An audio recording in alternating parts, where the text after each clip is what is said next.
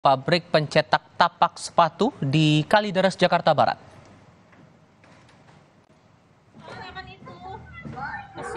Gimana itu?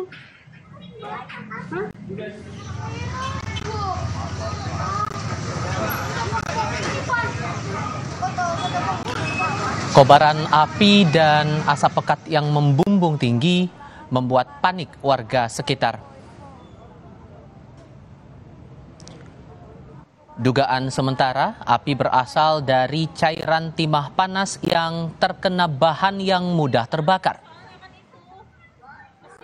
Gimana itu? Mungkin gede plastik soalnya kan itu. Kesini lagi. Gimana? Api bisa dipadamkan setelah 5 unit mobil dan belasan petugas pemadam kebakaran tiba di lokasi kejadian.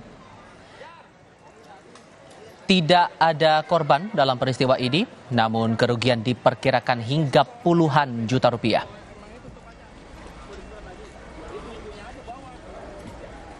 Dari tetesan timah, menurut info dari karyawan.